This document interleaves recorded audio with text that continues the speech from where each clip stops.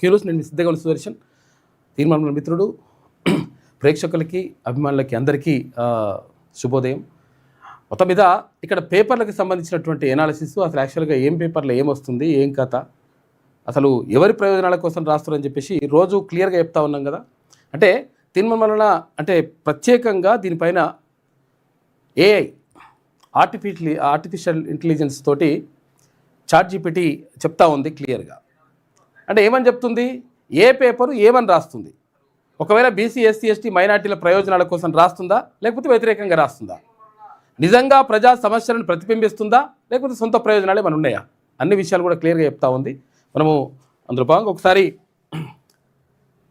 చూద్దాం ఎనాలిసిస్ ఎట్లున్నది ఏం కథ.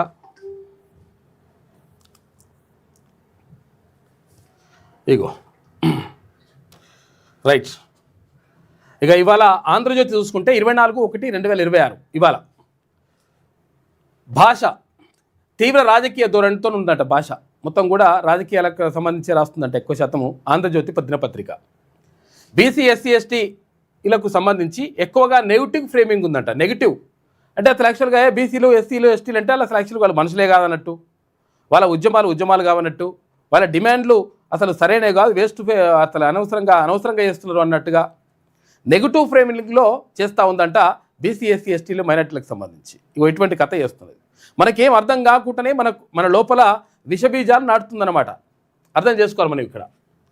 రిజర్వేషన్లో ఇది ప్రమాదం అంటే రిజర్వేషన్ అంటే ప్రమాదం అన్నట్టు, అదేదో మొత్తం కూడా మోసం అన్నట్టు ఇటువంటి కథలు రాసుకొస్తుందన్నమాట. ఇట్లా రిజర్వేషన్ ఎందుకు ఇస్తారు, ఎవరైతే కింది వర్గాలు ఉన్నాయో కింది వర్గాలకు పైకి రావడానికి, తర్వాత వాళ్ళకు ఒక మంచి అవకాశాలు కల్పించడానికి, అందరూ సమానంగా ఉండడానికి సమాజంలో కొంతవరకు అవకాశాలు కల్పిస్తే వాళ్ళు పైకి వస్తారనే ఉద్దేశంతో రిజర్వేషన్లు ఇస్తారు. కానీ ఇది ప్రమాదం, రిజర్వేషన్ అంటేనే ప్రమాదం అనేటువంటి భావనతోటి రాస్తూ ఉందంటే ఆంధ్రజ్యోతి దినపత్రిక.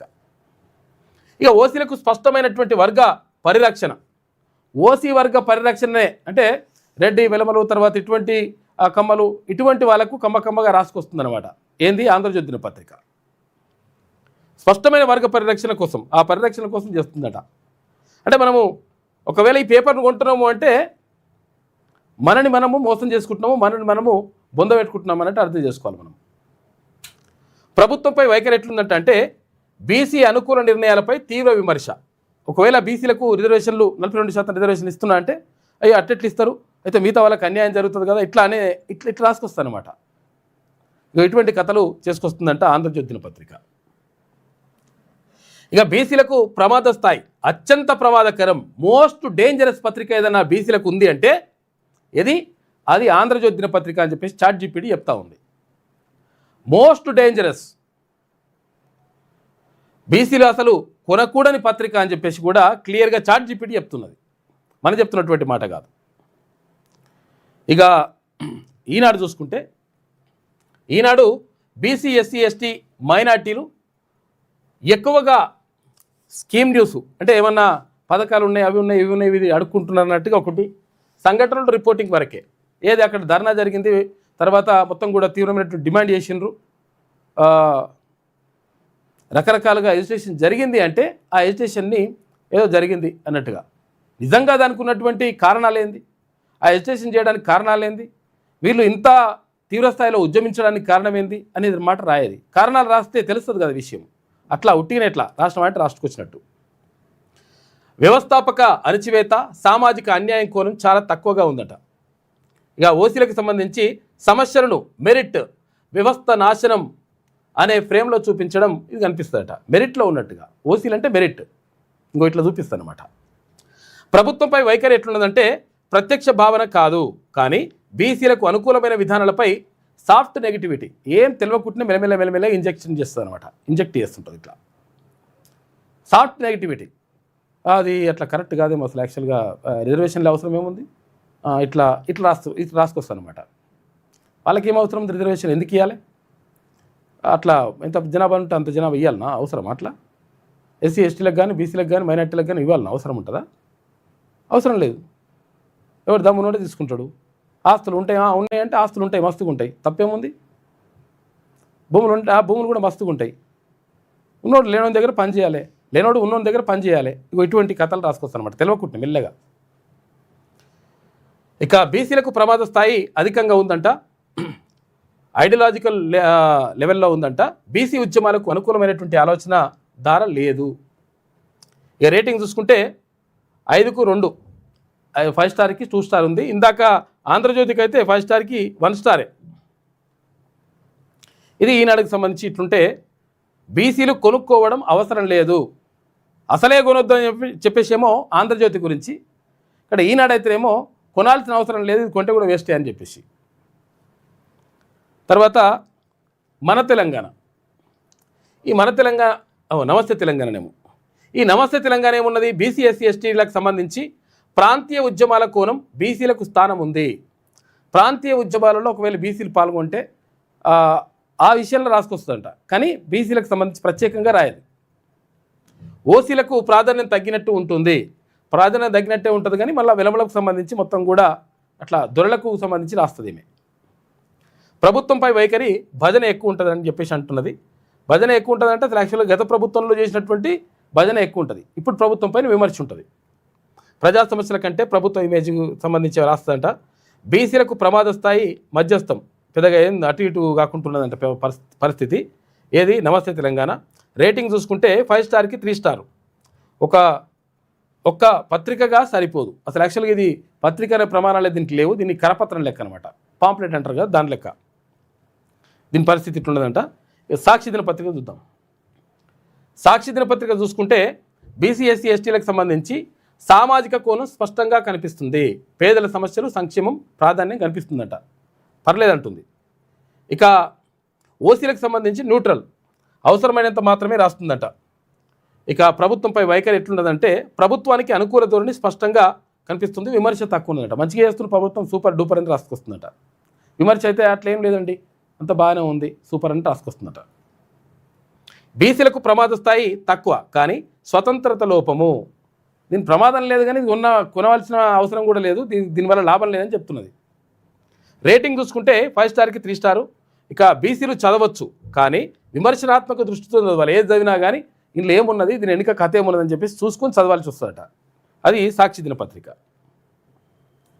ఇక దిశ పత్రిక చూసుకుంటే బీసీ ఎస్సీ ఎస్టీలకు సంబంధించి నేరుగా ప్రజా సమస్యలు, భాష సూటిగా ఉంటుంది, డైరెక్ట్గా రాసి వస్తుంది, మంచిగా రాస్తుందని చెప్తుంది.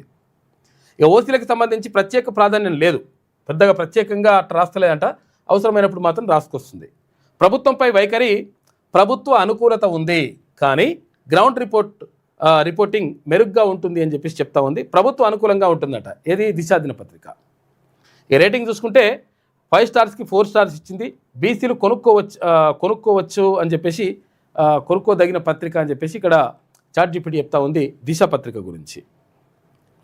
ఇక వెలుగు దినపత్రికను చూసుకుంటే వెలుగులో బీసీ ఎస్సీ ఎస్టీ అత్యంత స్పష్టమైన ప్రజాపక్షం, భాష ఉద్యమాత్మకంగా ఉంటుంది అని చెప్పి చెప్తా ఉంది. అంటే మంచి బాగానే ఉంటుంది, బీసీ ఎస్సీ ఎస్టీలు కొనాల్సినటువంటి పత్రిక అని చెప్పేసి చెప్తుంది. ఓసీలకు సంబంధించి ఆధిపత్యవాదం ప్రశ్నించబడుతుంది. ఎవరైతే ఆధిపత్యం చేస్తూ ఉంటారో ఇట్లా నేనే అనుకుంటారో వాళ్ళని ప్రశ్నిస్తుందంట. ప్రభుత్వంపై వైఖరి ప్రశ్నించే ధోరణి, భజన తక్కువ ఉందంట. బీసీలకు ప్రమాద స్థాయి లేదు, బీసీలకు ప్రమాదం ఏం కాదు, ఇది మంచి పత్రిక. బీసీలకు కొనదగిన పత్రిక ఏదైనా ఉందంటే అది వెలుగు దినపత్రిక. ఇయ్యాల ఫస్ట్ 5 స్టార్కి 5 స్టార్ వచ్చినాయి, ఫస్ట్ ప్లేస్లో ఉంది వెలుగు దినపత్రిక. బీసీలకు అత్యంత అనుకూలమైనటువంటి పత్రికగా వెలుగు దినపత్రిక నిలుస్తుంది అని చెప్పేసి కనిపిస్తూ ఉంది. ఇది విజయక్రాంతి అన్నట్టుగా, విజయక్రాంతి. ఓకే. ఇక బీసీ ఎస్సీ ఎస్టీలకు సంబంధించి సామాజిక న్యాయం ప్రధాన థీమ్ ఉంటుందంట. బీసీ ఉద్యమాలపై స్పష్టమైన వాయిస్ ఉన్నది క్లియర్గా.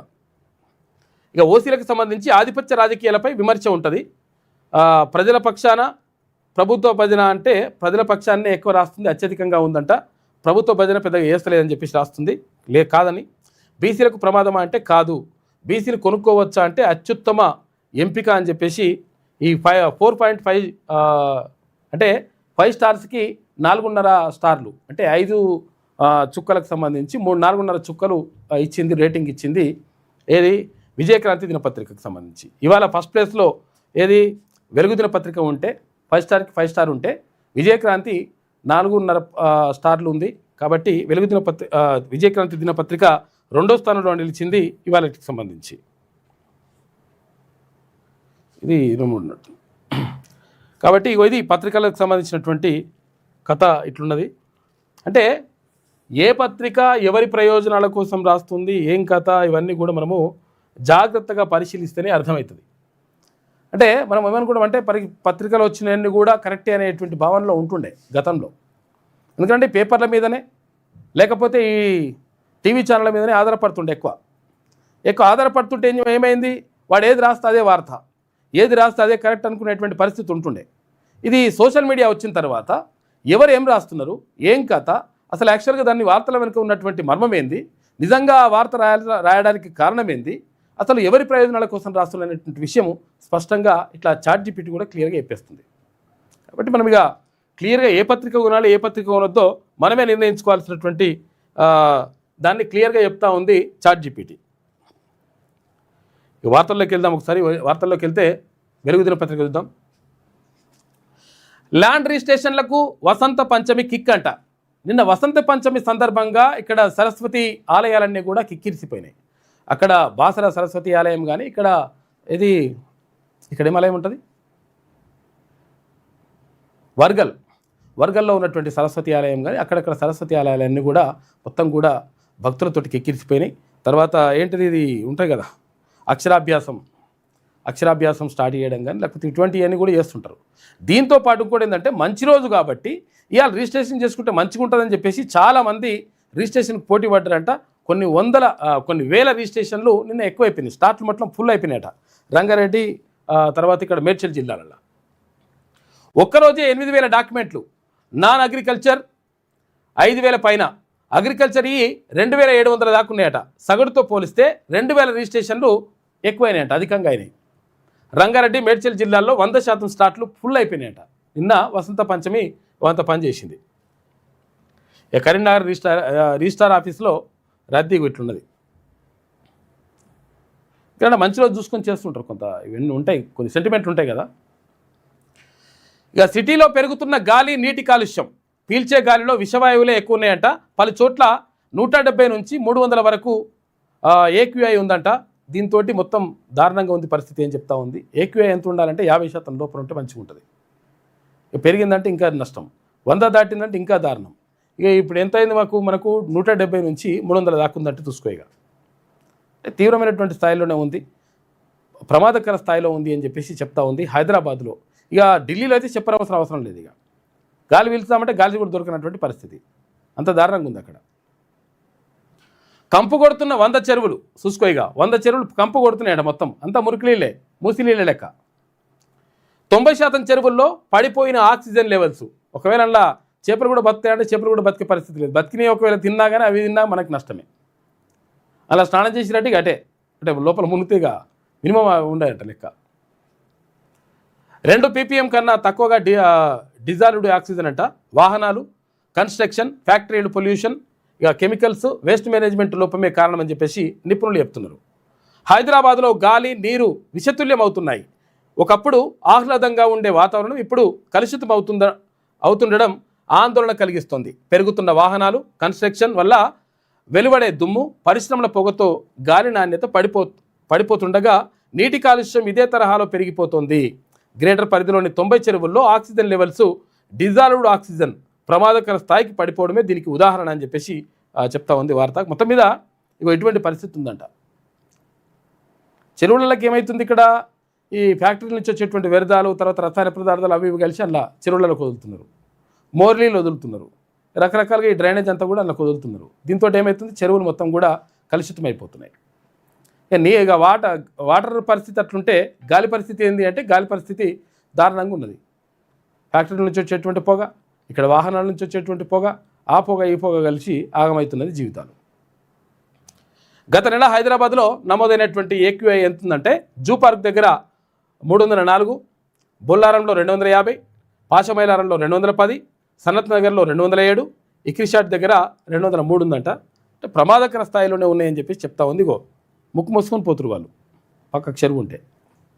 చాలా చెరువులు ఇట్లనే కనిపిస్తాయి మీకు హైదరాబాద్ సరౌండింగ్ ఏరియాలో. ఇక ప్రధాన వార్త అనుకుంటే వీళ్ళు ఏం చేస్తారంటే అసలు యాక్చువల్గా సిట్టు విచారిస్తుంది కదా, సిట్టునే వీళ్ళు విచారించినట్టు, సిట్ అధికారులు మొత్తం కూడా భయపడ్డట్టు, గజగజ వణికినట్టు, వాళ్ళే మొత్తం కూడా అయ్యో సార్ ఎట్లా ఎట్లా అని చెప్పేసి ఐరాణ పడ్డట్టు, ఇగో ఇటువంటి చెప్పుకొస్తారన్నట్టు బయటకు వచ్చేసి. మనం కూడా నిజమే అనుకుంటాం, ఇట్లుంటుంది లెక్కలు ఇలా. ఎలక్ట్రల్ బాండ్ల కోసం బ్లాక్మెయిల్ చేశారా? ఎలక్ట్రల్ బాండ్ల కోసం. ఎలక్ట్రల్ బాండ్లు అంటే ఏంటి అంటే పార్టీ ఫండ్ ఇవ్వడానికి ఎలక్ట్రల్ బాండ్ల రూపంలో ఎక్కడైనా బ్యాంకుల అకౌంట్ పైసలు జమ చేసి అవి ఆ పార్టీకి చెందాలని చెప్పేసి అక్కడ ట్రాన్స్ఫర్ చేయడానికి ఎలక్ట్రల్ బాండ్ల రూపంలో చేసిండ్రు. అయితే ఇవి స్వతహాగా లేకపోతే ప్రేమతోటి, పార్టీ మీద ప్రేమతోటి ఇస్తే సంతోషం, ప్రాబ్లం లేదు. కానీ బలవంతంగా ఆయా కంపెనీల నుంచి, ఆయా కంపెనీల అధినేతల నుంచి, తర్వాత వ్యాపారవేత్తల నుంచి బలవంతంగా వసూలు చేశారనేటువంటి ఆరోపణలు ఉన్నాయి బీఆర్ఎస్ పార్టీ పైన. అయితే ఇవి ఎట్లా చేసిండ్రు మీరు? ఈ ఫోన్ ట్యాపింగ్ కేసులో ఫోన్ ట్యాపింగ్ అంశంకి సంబంధించి ఏం చేసినట్ట? ఫోన్ ట్యాపింగ్ చేసేటప్పుడు వీళ్ళందరూ కూడా మావోయిస్టు సానుభూతి పరులు, దొంగలు, లంగలు అని చెప్పేసి రాసిండ్రు, దేశద్రోహులను రాసిండ్రు. ఇట్లా రాసుకొచ్చిండ్రు. ఎవరెవరిని రాసుకొచ్చిండ్రు? జర్నలిస్టులను రాసిండ్రు, ఎమ్మెల్యేలను రాసిండ్రు, సొంత పార్టీ ఎమ్మెల్యేలను రాసిండ్రు, వారి సొంత చెల్లెలను రాసిండ్రు, అందరి ఫోన్ ట్యాప్ చేసిండ్రు. ట్యాప్ చేసిన తర్వాత ఇందులో ఎవరి ఉన్నట్టు వ్యాపారవేత్తలై, తర్వాత కొంతమంది పారిశ్రామికవేత్తలై, వీళ్ళందరికీ కూడా ఉన్నాయి. అయితే వీళ్ళ నుంచి ఎలక్ట్రల్ బాండ్ల రూపంలో బీఆర్ఎస్ పార్టీకి పైసలు వచ్చినాయి. అరే పైసలు వచ్చినాయి అంటే ఫోన్ ట్యాపింగ్ చేసేసి మిమ్మల్ని బెదిరించి బ్లాక్మెయిల్ చేస్తే అట్లా తెచ్చుకున్నారనేటువంటి ఆరోపణలు కూడా ఉన్నాయి. కొంతమంది శ్రవణ్ రావు అంటే కొంతమంది కూడా చెప్పేసింది ఇదివరకే. దీంతో మరి ఏంది పరిస్థితి, ఏంది మీ కథ ఏంది అసలు? యాక్చువల్గా నిజంగా ఎలక్ట్రల్ బాండ్లు డైరెక్ట్గానే వచ్చినాయా లేకపోతే మీరు బలవంతంగా తీసుకున్నారా అని చెప్పేసి అడిగిందట సిట్టు. తర్వాత ఇంట్లో కొంతమంది హీరోయిన్ల నెంబర్లు కూడా ఉన్నాయట. హీరోయిన్ల నెంబర్లు ఉంటే అరే అట్టెట్లయితుంది, హీరోయిన్ల నెంబర్ అంటే నాకేం అవసరం, నాకు హీరోయిన్లకు లింక్ పెడుతుందని చెప్పేసి కేటీ రామారావు అంటా ఉన్నాడు. అంటే మొత్తం మీద ఇట్లా ఎందుకు జరిగింది, ఏం కథ అనేటువంటి కోణంలో మొత్తం మీద అక్కడ విచారణ జరిగినట్టుగా తెలుస్తూ ఉంది. అయితే ఈ విచారణలో మళ్ళీ ఇప్పుడు తర్వాత బయటకు వచ్చినాక ఏం చెప్తారంటే వీళ్ళు, నేనే సిట్టును ప్రశ్నించిన, సిట్టే కంగు తిన్నది, సిట్టు మొత్తం అధికారులు మొత్తం భయపడ్డారు, గజగజ వణికి అన్నట్టుగా వీళ్ళు వచ్చి చెప్పుకొస్తారు. ఇంకో ఇట్లుంటుంది అన్నమాట లెక్క. ఫోన్ ట్యాపింగ్ లిస్టులో ఉన్నోళ్ళ నుంచి మీ పార్టీకి విరాళాలు ఎందుకు వచ్చాయి? 230కి పైగా ఫోన్ నెంబర్లు చూపి కేటీఆర్పై సిట్ ప్రశ్నల వర్షం కురిపించింది. ఈ ఫోన్ నెంబర్ తెలుసా, ఈ ఫోన్ నెంబర్ తెలుసా, వీళ్ళు ఎవరు తెలుసా అంటే తెలియదు అన్నమాట. దాదాపు 7 గంటల పాటు విచారణ. గుర్తు తెలియని వ్యక్తుల నుంచి బాండ్లు సేకరించడం పైన ఆరాధిస్తున్నారు. ఇప్పుడు గుర్తు తెలియని వ్యక్తులు ఎట్లు ఇస్తారు బాండ్ల రూపంలో? పైసలు ఎందుకు ఇస్తారు, నీకెందుకు ఇవ్వాలి? అట్లుంటుంది అన్నమాట లెక్క. అంటే ఎట్లా ఇచ్చారంటే ఫోన్ ట్యాపింగ్ చేసి వాళ్ళని బ్లాక్మెయిల్ చేసి ఇచ్చారనేటువంటిది ఇక్కడ ఆరోపణ. సంజయ్ శ్రీధర్ రావును బ్లాక్మెయిల్ చేసినట్లు ఆధారాలు చూపిన సిట్టు. శ్రవణ్ రావు కాదు, శ్రవణ్ రావు అంటే అదే ఐనూసేమో. ఇగో ఈ సంజయ్ శ్రీధర్ రావుని, ఈ శ్రీధర్ రావు దగ్గర 13 కోట్ల రూపాయలు వసూలు చేసిరట. ఆయన డైరెక్ట్ వచ్చి చెప్పిండు, అరే ఇట్లా నా ఫోన్ ట్యాపింగ్ చేసేసి తర్వాత నా దగ్గర పైసలు వసూలు చేసిండ్రు, ఇస్తావా అయ్యావా అని చెప్పేసి అంటే నేను ఇచ్చినా అని చెప్పేసి ఆయన చెప్పిండు. మరి ఏంది కథ, ఏంది ఇదేంది కథ ఏంది అని చెప్పేసి అడిగినట. తనకు తెలియదని కేటీఆర్ చెప్పడంతో రాధాకిషన్ రావు పిలిపించి వివరాలు సేకరించిండ్రు. రాధాకిషన్ రావు చెప్పిండు, ఓకే నేను వాస్తవమే వాళ్ళందరినీ కూడా బ్లాక్మెయిల్ చేసిన వాటి వాస్తవమే, మేము ఫోన్ ట్యాపింగ్ చేసినాం, ఆడుంటే ఎక్కడుంటే అక్కడ పైసలు పట్టుకున్నాం, ఇప్పుడు ఆపోజిషన్ పార్టీ అప్పుడు కాంగ్రెస్ పార్టీ కానీ బీజేపీలో కానీ ఆలయ కూడా పట్టుకున్నాం, పైసలు పట్టుకున్నాం, ఎట్లా పట్టుకున్నారంటే ఇట్లనే చెప్పేసిండు. అప్పుడు ఏది కన్ఫెషన్ స్టేట్మెంట్లో మునుగోడు బైపోల్స్ 2023 అసెంబ్లీ ఎన్నికల ముందు చేసిన సెర్చ్ ఆపరేషన్ పైన ఆరాధిస్తున్నారట. కేవలం కాంగ్రెస్ బీజేపీ నేతల డబ్బులు మాత్రమే ఎందుకు పట్టుబడినాయి అని చెప్పేసి ప్రశ్న. ఇప్పుడు పట్టుబడితే అందరికీ పట్టుబడాలి కదా.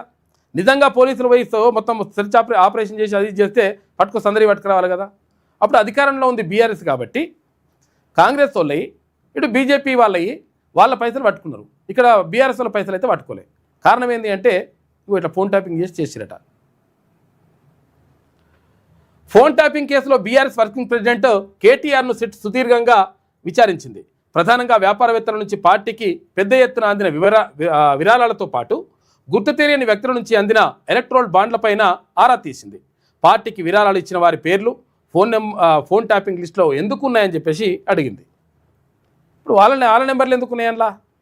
వాళ్ళు మావోయిస్టులు కాదు, నక్సలైట్లు కాదు, దొంగలు కాదు, లంగలు కాదు, మరి ఎందుకు ఉన్నాయి?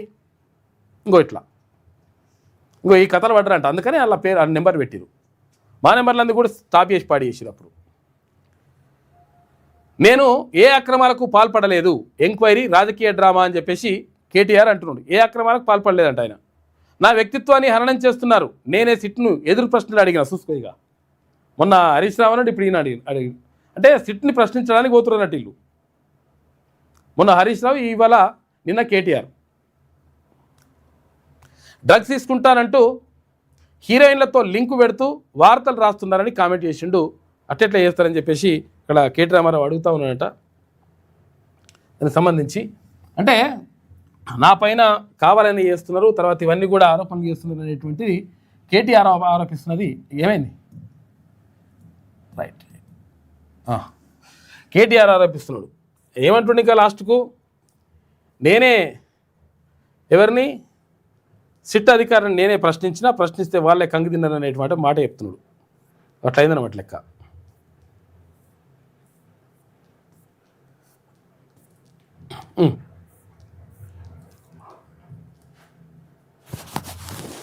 అడిగిన నేను, మీరు అంటా ఉన్నారు, పేపర్లు రాస్తా ఉన్నాయి, కొన్ని యూట్యూబ్ ఛానళ్ళు మరి ఇష్టం వచ్చినట్టు మాట్లాడుతున్నారు. కొంతమంది చాలా నా మాట అనడానికి నాకే సిగ్గుంది. కొంతమంది హీరోయిన్లను వీళ్ళేదో ట్యాప్ చేసి బెదిరించి ఇష్టం వచ్చినట్టుగా వాళ్ళు ఏదైతే అడ్డగోలు వ్యాఖ్యానాలు రాసినారో ఇది వాస్తవం అయితే నా ముందు పెట్టండి, చెప్పండి ఎవరికి అట్లా జరిగింది దయచేసి చెప్పండి అని చెప్పాను. అనగానే అక్కడున్న అధికారి గారు, లేదండి అది కరెక్ట్ కాదు, మేము ఆల్రెడీ మీడియాకి చెప్పాం కదా అన్నారు. నేను అన్నది ఏంటంటే, అయ్యా మరి మీరు కరెక్ట్ కాదు అని మీరు చెప్పిందేమో ఎక్కడో ఇంతంత వస్తుంది, మరి ఇష్టం వచ్చినట్టు మీరు ఇన్ని రోజులు నడిపిన కథనాలకు ఎవరు బాధ్యులు?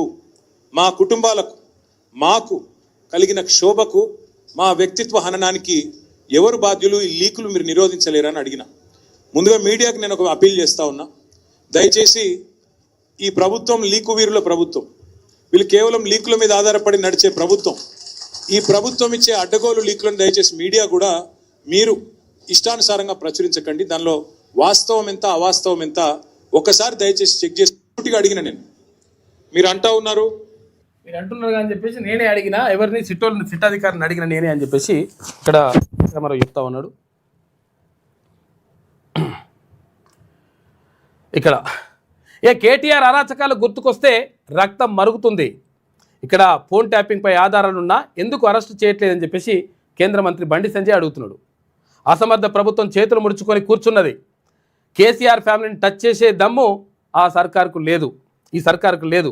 ముడుపులు దండుకునేందుకే విచారణ సాగిస్తున్నారు. కనీసం సిట్ అధికారులకైనా స్వేచ్ఛ ఇవ్వాలని చెప్పేసి బండి సంజయ్ డిమాండ్ చేస్తున్నాడు. ఆ గుర్తుకొస్తే మరుగుతుందని చెప్పేసి అంటున్నాడు, రక్తం మరుగుతుందని. బ్లాక్మెయిల్ చేసి వాటాలు రాయించుకున్నారు. ఫోన్ ట్యాపింగ్ను గత బీఆర్ఎస్ సర్కార్ వెపన్గా వాడింది అని చెప్పేసి ఇక్కడ కాంగ్రెస్ పార్టీ రాష్ట్ర అధ్యక్షుడు మహేష్ కుమార్ గౌడ్ అంటున్నాడు. సొంత పార్టీ నేతలను కూడా వదిలిపెట్టలేదు. చెల్లె ఫోన్ ట్యాపింగ్ ఆరోపణలపై కేటీఆర్ జవాబు ఇవ్వలేదు. కాళేశ్వరం అవినీతిపై కేసీఆర్ను ఎందుకు విచారించట్లేదు? అటు కేంద్ర మంత్రులు సంజయ్ కిషన్ రెడ్డి స్పందించాలని చెప్పేసి ఇక్కడ టీపీసీసీ అధ్యక్షుడు మహేష్ కుమార్ గౌడ్ అడుగుతూ ఉన్నాడు. మొత్తం మీద బ్లాక్మెయిల్ చేసి వాటాలు రాయించుకున్నారు అని చెప్పేసి ఆరోపిస్తూ ఉన్నారు అక్కడ కాంగ్రెస్ పార్టీ నాయకులు.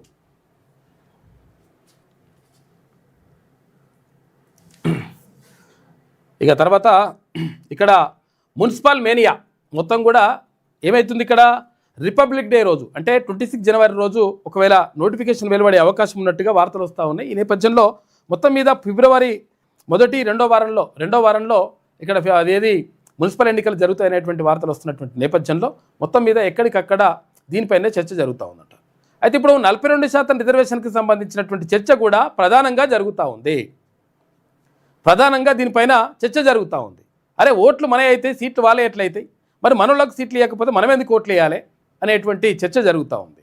42% రిజర్వేషన్ ఇస్తా అన్నారు, అయిపోయింది, గాలికి వదిలేసిండ్రు.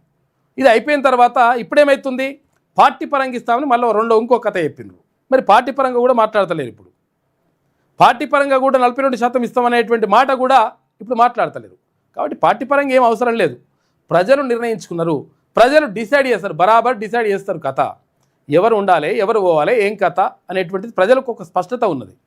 ఎందుకంటే మీరు చేస్తున్నటువంటి మోసాలు ఏవైతే ఉన్నాయో, అంటే ఇక్కడ భారతీయ జనతా పార్టీ అడుగుతలేదు, అటు బీఆర్ఎస్ పార్టీ అడుగుతలేదు, తర్వాత ఇస్తానన్నటువంటి కాంగ్రెస్ పార్టీ సపరేట్ కూర్చున్నది. కాబట్టి వీళ్ళు ఆడుతున్నటువంటి నాటకాలను ప్రజలు క్షుణ్ణంగా గమనిస్తున్నారు. కాబట్టి మీరు ఒకవేళ టికెట్లు ఇవ్వకపోతే, నిజంగా ఒకవేళ 42% రిజర్వేషన్ కనుక అమలు కాకపోతే తర్వాత అమలు ఎట్లాగైనా అయ్యే పరిస్థితి లేదు.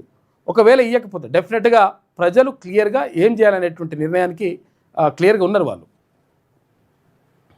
మా వాళ్ళకే ఓట్లు వేసుకుంటామనేటువంటి కాడు ఉన్నారు. ఇప్పుడు మా వాళ్ళకంటే ఇప్పుడు ఏముంది, ఇప్పుడు కత్తెర గుర్తు వచ్చింది. ఏమైంది, తెలంగాణ రాజ్యాధికార పార్టీ వచ్చింది. తెలంగాణ రాజ్యాధికార పార్టీ క్లియర్ కట్గా బీసీ ఎస్సీ ఎస్టీ మైనార్టీలకు సంబంధించి ప్రాధాన్యత ఇవ్వాలని, తర్వాత ఎవరికెంత వారికెంత వాటా అంటే అక్కడ ఓసీలకు సంబంధించి కూడా అగ్రవర్ణాలకు సంబంధించి కూడా వాళ్ళకంత వాటా ఇవ్వాలని చెప్పేసి నిర్ణయించింది. కాబట్టి ఇటువైపు చూస్తున్నట్టుగా కనిపిస్తూ ఉంది.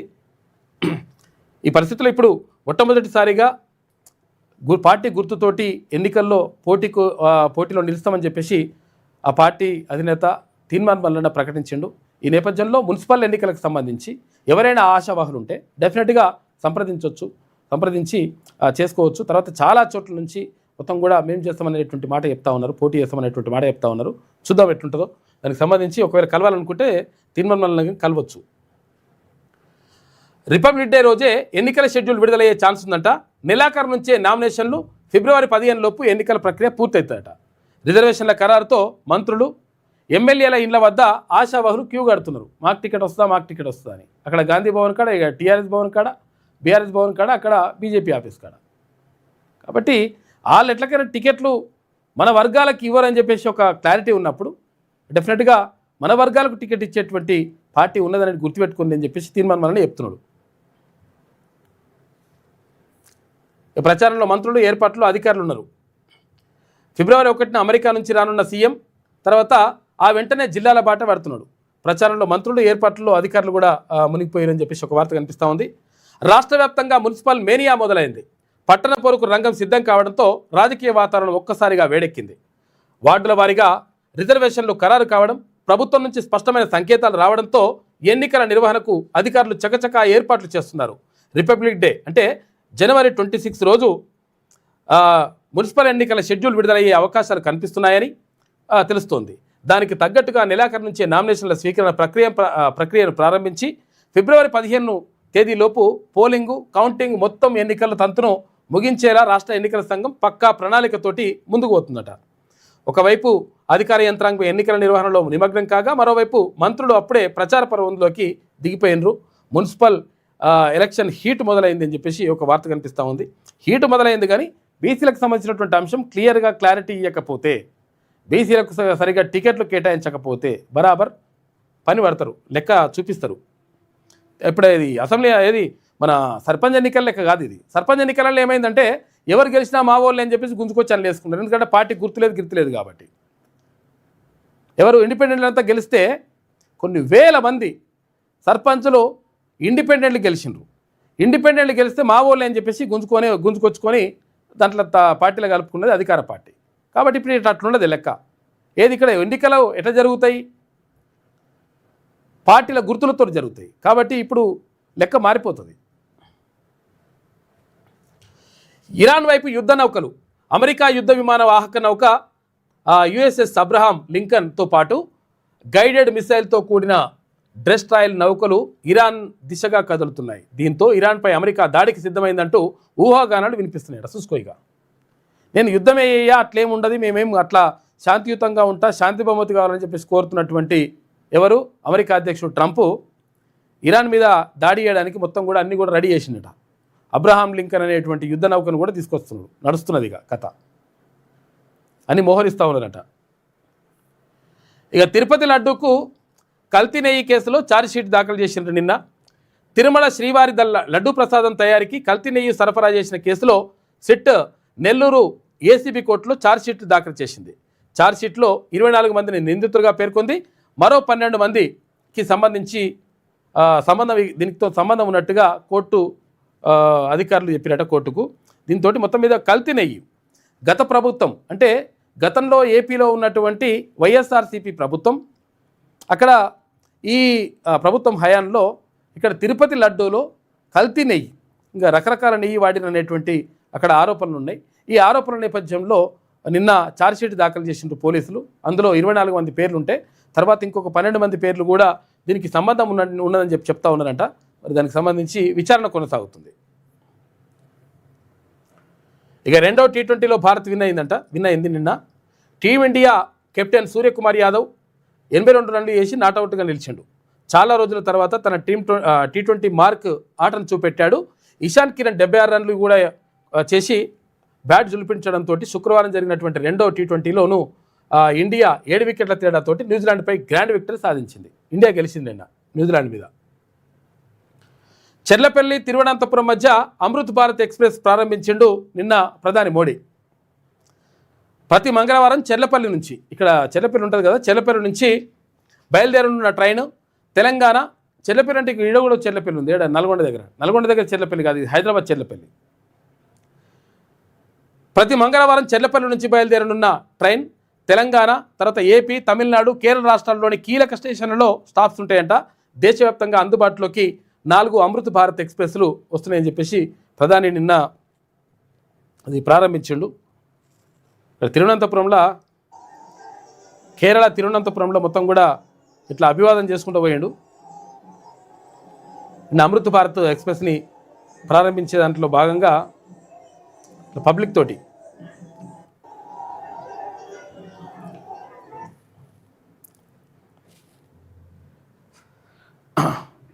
అమృత్ భారత్ ఎక్స్ప్రెస్ ప్రారంభమైంది. ప్రతి మంగళవారం ఉంటుంది అనుకుంటా. మంగళవారం రోజు చెర్లపల్లి నుంచి బయలుదేరుతుంట ట్రైన్.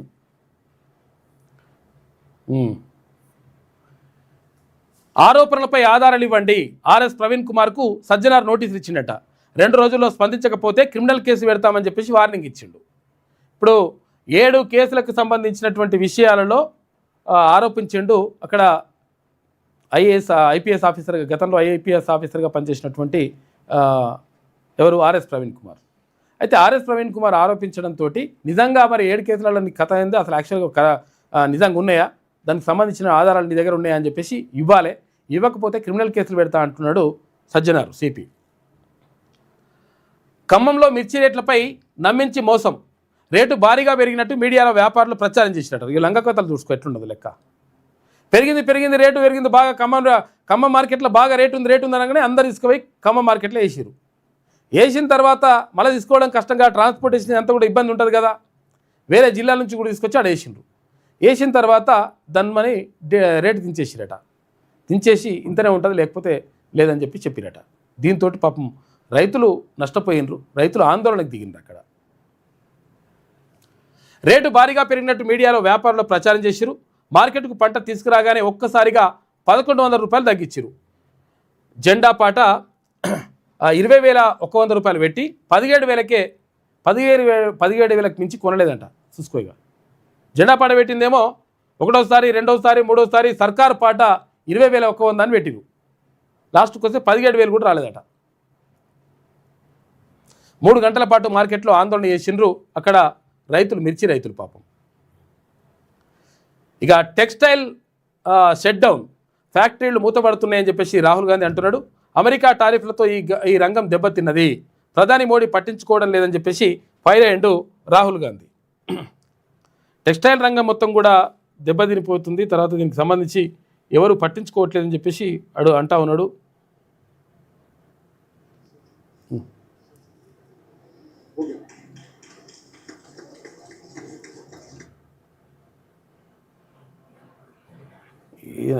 రాహుల్ గాంధీకి సంబంధించి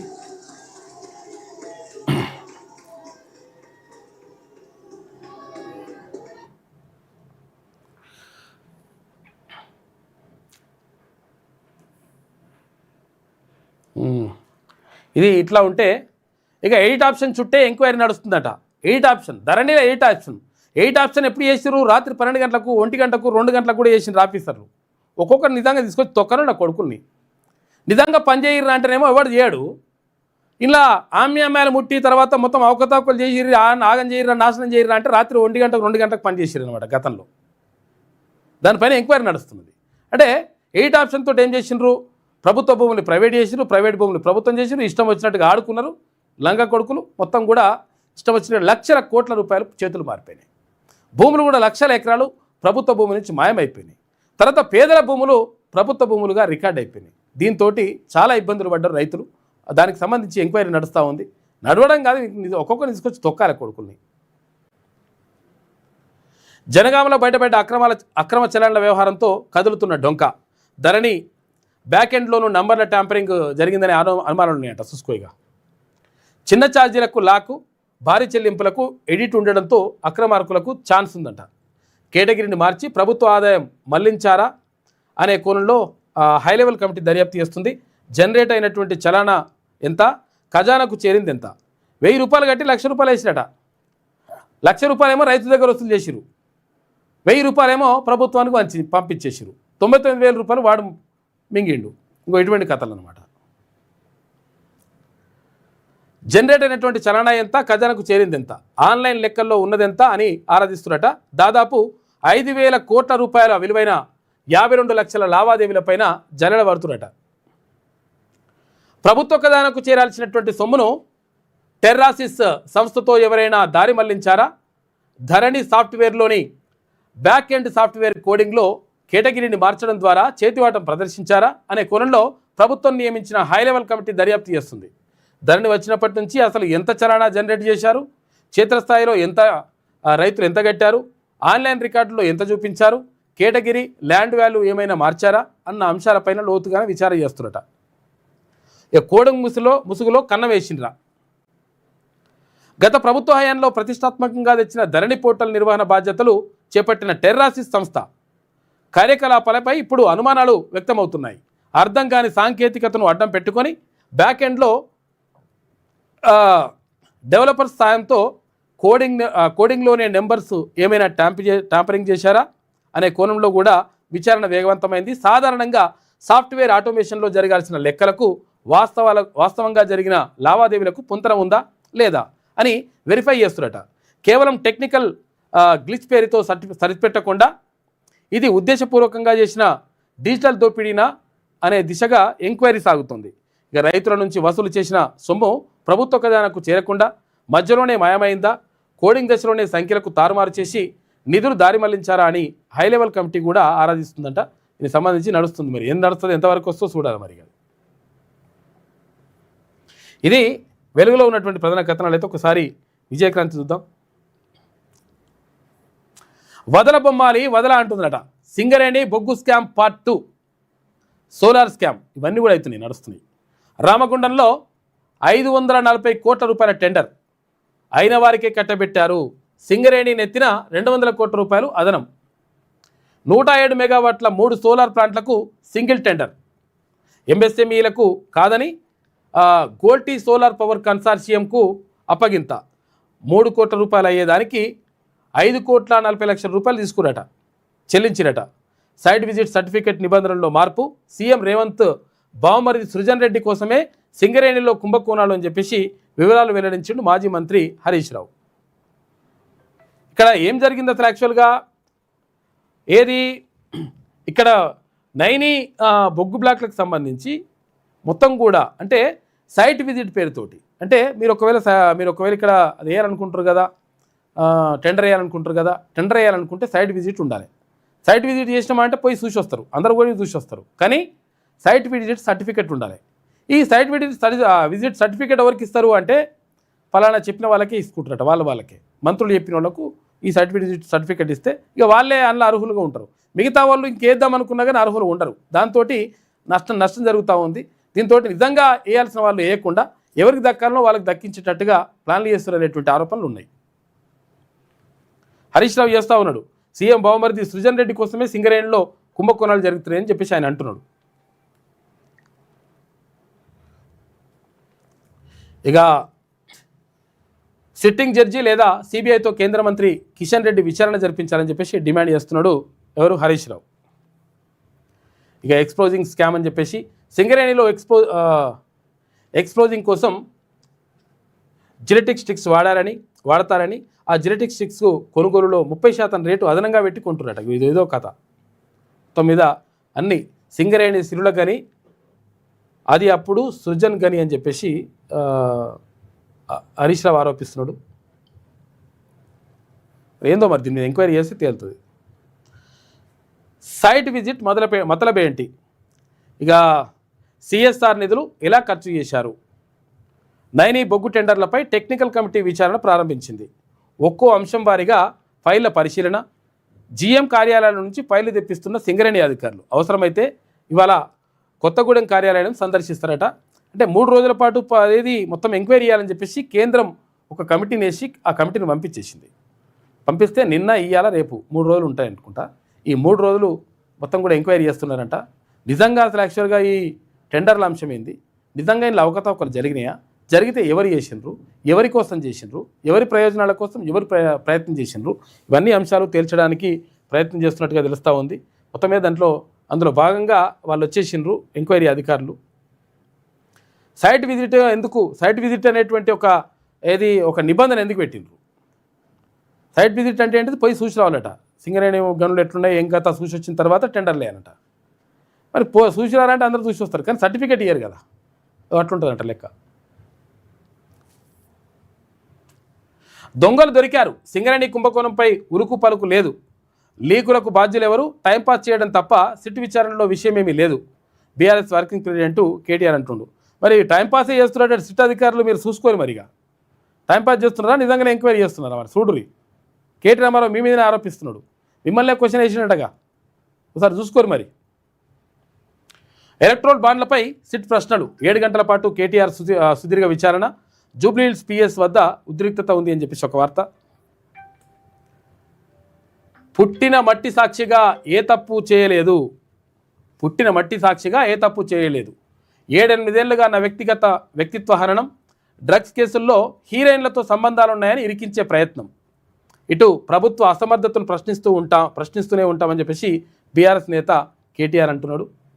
కేటీఆర్ను అన్నీ అడిగాం, ఆధారాలు రికార్డులు చూపించే ప్రశ్నించాం, సిట్ దర్యాప్తు పారదర్శకం, సాక్షులను ప్రభావితం చేయొద్దు, నిబంధనలు పాటించాల్సిందే, అవసరమైతే మరోసారి విచారణకు పిలుస్తాం, బయటి ప్రచారంతో సిట్కు సంబంధం లేదని చెప్పేసి సిపి సజ్జనార్ అంటున్నాడు. కేటీఆర్ని అన్నీ అడిగినాం, ఇంకా కావాలంటే మరోసారి పిలుస్తామని చెప్తున్నాడు సజ్జనార్.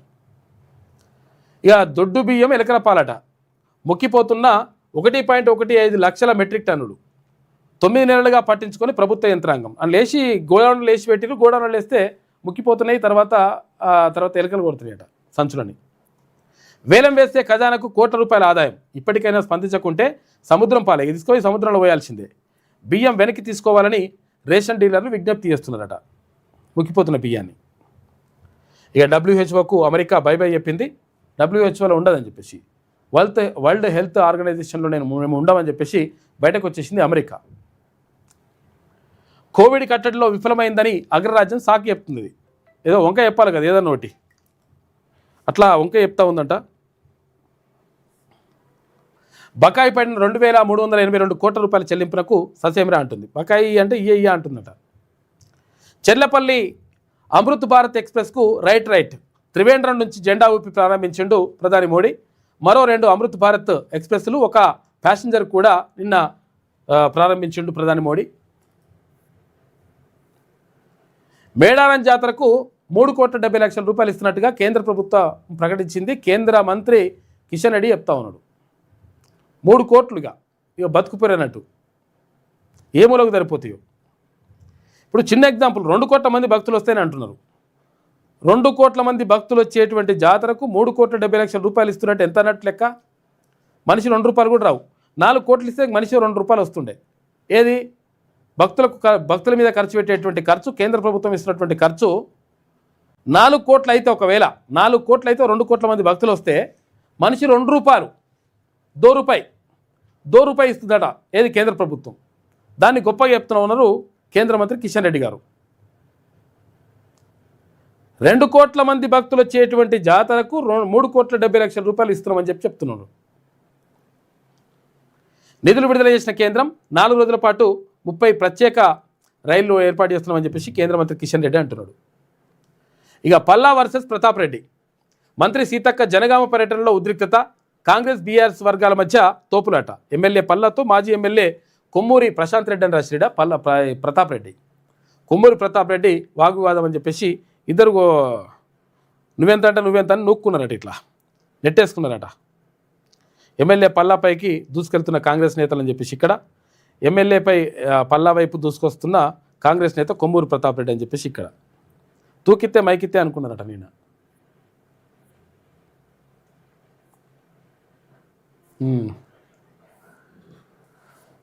తర్వాత మేడిగడ్డకు పరీక్షలు. షబ్బీర్ నేతృత్వంలో శాస్త్రవేత్తల బృందం పోయిందట ఎక్కడికి కాళేశ్వరం. శుక్రవారం నుంచి బ్లాక్ 1లో కొనసాగుతున్న NIT పరీక్షలు అని చెప్పేసి ఒక వార్త. ఇక శుక్రవారం సూర్యాపేట జిల్లా మట్టపల్లిలో జరిగినటువంటి సభలో గవర్నర్ జిష్ణుదేవ్ వర్మకు పుష్పగుర్తం అందజేస్తా ఉన్నాడు మంత్రి ఉత్తమ్ కుమార్ రెడ్డి మట్టపల్లి దగ్గర. ఇంకేముంది ఇక్కడికి అంతా ఇంతే కదా కథ. ఇటు 16,000 మందికి అమెజాన్ ఉద్వాసన వలుకుతుందంట. అంటే ఉద్యోగాలు తీసేస్తుందన్నమాట. 16,000 మంది ఉద్యోగాలు తీసేస్తుందంట అమెజాన్ కంపెనీ. ఉద్యోగులపై లేఆఫ్స్ బాంబు. EWS తర్వాత PXT రిటైల్ ఆపరేషన్ విభాగాలపై ప్రభావం పడుతుందంటే 27న అధికారికంగా ప్రకటించే అవకాశం ఉంది. ఇక బొగ్గు కుంభకోణం, ఆ నల్ల బంగారం గొడవ తర్వాత, అంటే బొగ్గును నల్ల బంగారం అంటారు కదా, ముందు నా గుంటనన్న అసలు బంగారం సంగతి ఏందని చెప్పేసి అడుగుతుందట అక్కడ భార్య. ఇది విజయక్రాంతిలో ఉన్నటువంటి ప్రధాన కథనాలు. అయితే ఒక్కసారి ఈనాడు చూద్దాం. ఇక నెట్ జీరో పారిశ్రామిక అభివృద్ధి లక్ష్యం. IT పరిశ్రమల శాఖ మంత్రి Sridhar Babu దావోస్లో next gen materials వృద్ధిపై కీలక సమావేశం. కాలుష్య రహిత పారిశ్రామికీకరణకు $2 బిలియన్ పెట్టుబడి సమీకరణపైన చర్చ జరిగిందట. విరాళాలు ఇచ్చిన వ్యాపారుల పేర్లు నిఘా జాబితాలో ఎందుకు ఉన్నాయి అని చెప్పేసి అడిగిరట సిట్ అధికారులు. ఇప్పుడు పార్టీకి విరాళాలు ఇచ్చిన వాళ్ళ పేర్లు వాళ్ళ నెంబర్లు అందులో ఎందుకు ఉన్నాయి? ఎండ్లా ఫోన్ ట్యాపింగ్ కేసులు ఎందుకు ఉన్నాయి? ఫోన్ ట్యాపింగ్లో చేసిన వాళ్ళ లిస్టులో ఎందుకు ఉన్నాయని చెప్పేసి అడిగిరట. అంటే ఫోన్ ట్యాపింగ్ చేసి వాళ్ళ కార్యక్రమాలన్నీ, వాళ్ళ కార్యక్రమాలు కదలికలపైన నిఘా పెట్టి అరటిట్లయితే అని చెప్పేసి బ్లాక్మెయిల్ చేసి పైసలు వసూలు చేసిరు అనేటువంటిది ఇక్కడ ఆరోపణ. ఫోన్ అక్రమ ట్యాపింగ్ కేసులో కేటీఆర్ను ప్రశ్నించిన సిట్టు 7.5 గంటల పాటు కొనసాగిన విచారణ. ప్రభాకర్ రావు పునర్నియామకంపై. ప్రభాకర్ రావు రిటైర్ అయినాక మళ్ళీ తీసుకొచ్చి నియామకం చేసిండ్రు బెలమైన. ఈ లంగ కథలు పడ్డది ప్రభాకర్ రావు. పెద్ద కథ ఉన్నది మనది. ప్రభాకర్ రావు పునర్నియామకంపై ఉన్నతాధికారులనే అడగాలని చెప్పేసి మాజీ మంత్రి అన్నాడట. అలానే అడుగురు, ఆఫీసర్ని అడుగు, నాకేమో సంబంధం అన్నట. ఇక్కడనేమో అక్కడనేమో వాళ్ళు ఏం చెప్తున్నారు, ఆఫీసర్లు ఏం చెప్తున్నారు, మొత్తం మా బీఆర్ఎస్ సుప్రీం చేసిండు, తర్వాత వీళ్ళు ప్రభుత్వంలో ఉన్నటువంటి పెద్దలు చెప్తేనే ఏం చేసామని వాళ్ళు చెప్తున్నారు. అవినీతి ఊబిలో కాంగ్రెస్ సర్కార్. అక్రమాలను ప్రశ్నిస్తున్నందుకే సిట్ పేరిట విచారణ. ప్రజల దృష్టి మళ్లించేందుకే పోలీసు వ్యవస్థను వాడుకుంటున్న రేవంత్. హీరోయిన్ల ఫోన్లు ట్యాపింగ్ చేసినట్లు ఆధారాలుంటే బయట పెట్టండి. దీనిపై అధికారులను నిలదీస్తే నీళ్లు నవిలిరు అని చెప్పేసి సిట్ అధికారులు నీళ్లు నవిలిరట. చూసుకోయిగా. సైట్ విజిట్ నిబంధన అవసరం ఏముంది? నైని గనిపై సింగరేణి అధికారులు ప్రశ్నించిన కమిటీ. సింగరేణి అధికారులు ఇదెందుకు పెట్టారని ఆయన అసలు యాక్చువల్ సైట్ విజిట్ అయినట్టు ఇదివరకు ఎప్పుడైనా ఉన్నదా? ఇప్పుడే కొత్తగా ఎందుకు పెట్టారంటే సపోర్ట్ చేస్తలేరట. మార్గదర్శకాల ప్రకారమే పెట్టామని చెప్తున్నారట సింగరేణి అధికారులు. ఇక CMPDI మార్గదర్శకాలు కాపీ అందజేసిందని చెప్పేసి ఒక వార్త కనిపిస్తూ ఉంది. నైని గని MDO అంటే మైన్ డెవలపర్ అండ్ ఆపరేటర్ ఎంపిక కోసం జారీ చేసినటువంటి టెండర్ నోటిఫికేషన్లో గని ప్రాంతం సందర్శన అంటే సైట్ విజిట్ నిబంధన పెట్టడంపై కేంద్ర బొగ్గు గనుల శాఖ నియమించినటువంటి కమిటీ వరుసగా 2వ రోజు శుక్రవారం విచారణ లోతుగా జరిపింది. ఈ నిబంధన పెట్టాల్సిన అవసరం ఏముందని సింగరేణి అధికారులను కమిటీ ప్రశ్నించినట్టుగా సమాచారం. కోల్ ఇండియాకు అనుబంధంగా జార్ఖండ్లోని రాంచీ కేంద్రంగా పనిచేస్తున్న central mines planning and design సంస్థ గనుల్లో ఉత్పత్తి అయ్యేటువంటి బొగ్గు హ్యాండ్లింగ్ ప్లాంట్ల ఏర్పాటుకు సంబంధించినటువంటి టెండర్ల ఖరారు నిర్వహణ మార్గదర్శకాలను 2018-21లో జారీ చేసింది.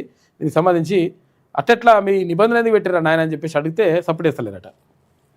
ఇక నేటి నుంచి షోరూంలోనే రిజిస్ట్రేషన్. ఎక్కడా మీరు కారు కొన్నా, బండి కొన్నా, బైక్ కొన్నా కానీ షోరూంలోనే రిజిస్ట్రేషన్ చేస్తారు. పొద్దుగాల కొంటే సాయంత్రం దాకా అయిపోతాడ లెక్క. ఎందుకంటే ఇదివరకు ఏముంటుండే, ఇక RTO ఆఫీసుకు పోవాలి, RTO ఆఫీస్కి పోయి అడిగి పోయి చేసుకోవాలని ఉంటుండే. ఇప్పుడు అట్లేం లేకుండా షోరూంలోనే చేసుకునే వెసులుబాటు కల్పించింది ప్రభుత్వం. ఉదయం వాహనం కొనుగోలు చేస్తే సాయంత్రంలోగా ప్రక్రియ పూర్తవుతుందట. ఏది? రిజిస్ట్రేషన్ ప్రక్రియ. ఇక మీరు RTO ఆఫీస్కి పోవాల్సిన అవసరం లేదు. ఆహారం ప్లస్ మంచి ఆలోచనలు = ఆరోగ్యం. సమయపాలన ప్లస్ చక్కటి అభిరుచి = ఆనందం. ఆత్మవిశ్వాసం ప్లస్ సేవ చేసే మనసు ఈజ్ ఈక్వల్ టు తరగని తృప్తి. ఇవన్నీ కలిస్తే ఆయుష్. ఈ పెద్ద ఆమె జీవితాన్ని డీకోడ్ చేస్తే వచ్చే జీవన సూత్రాలని చెప్పేసి బామ్జీ మాట బంగారు బాట అని చెప్పేసి ఈమె ఎంత ఎన్నేళ్ళు ఉందంటే ఈమె 91 సంవత్సరాలు ఉందట. రిటైర్ అయ్యి 32 ఏళ్ళు అవుతుంది. ఇప్పుడు ఆమె కారు ఆమెనే నడుపుకుంటుంది, ఆమెనే నడుచుకుంటూ పోతుంది, ఆమెనే మొత్తం అంతా వాకింగ్ పోతుంది, జాగింగ్ పోతుంది అని చేస్తాడ. ఎందుకు ఇట్లా ఆరోగ్యంగా ఉన్నామంటే ఇగో ఇవి సూత్రాలని చెప్తా ఉంది బామ్జీ. వయసు 91 సంవత్సరాలు, రిటైర్ అయ్యి 32 ఏళ్ళు అయింది. పొద్దు పొడవక ముందే వ్యాయామానికి రెడీ అంటారు. పొద్దు వాలాక కూడా ఏదో ఒక పని చేస్తూనే ఉంటారు. కాఫీ కలపడం నుంచి కారు నడపడం దాకా తన పని తానే చేసుకుంటారు. ఈమె మనసును చూసి వయస్సు వెనకడుగు వేస్తే ఉత్సాహానికి ఆరోగ్యం పాదాక్రాంతమైంది.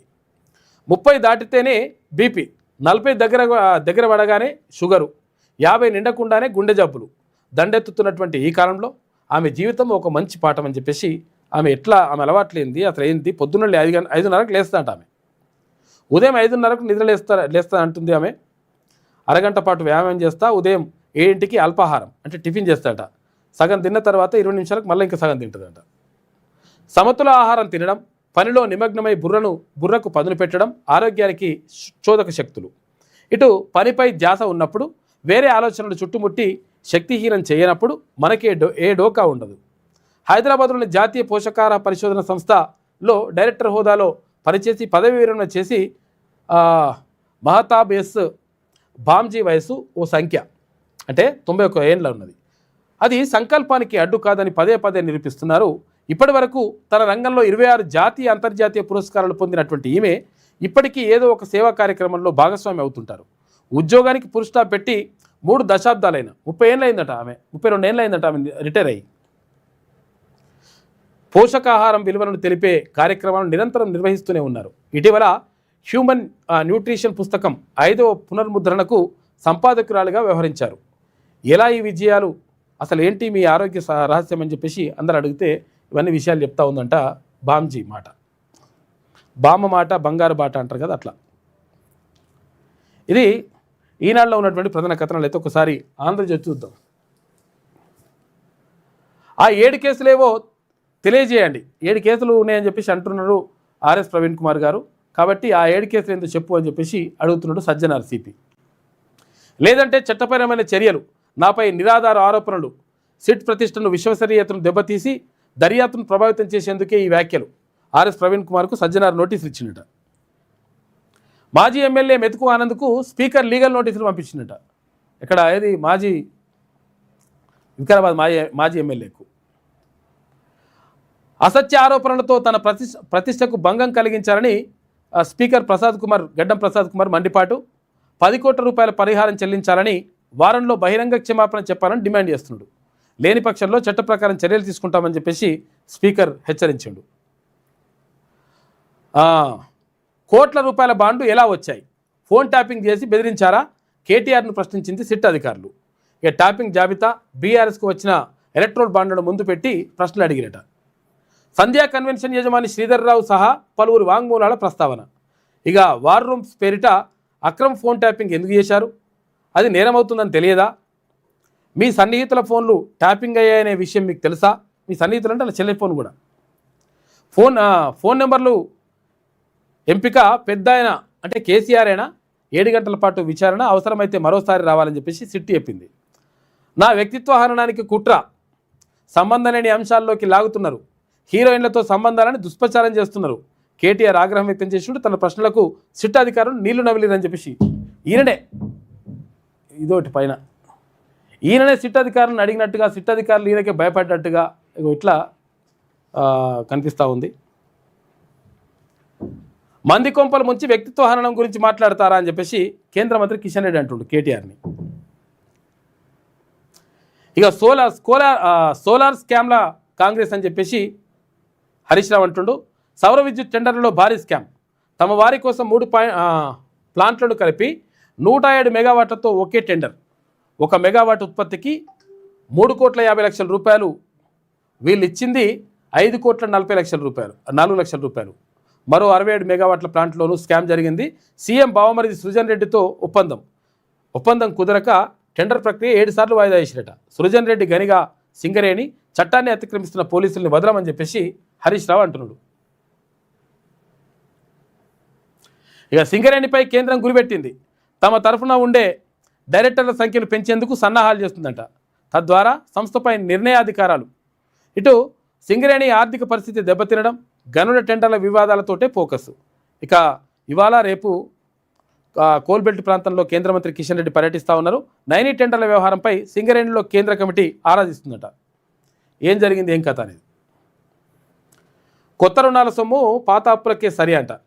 మార్కెట్ రుణాల చెల్లింపు కోసమే 58% సొమ్ము వ్యయం. రాష్ట్ర అవసరాలకు మిగిలేది 42%.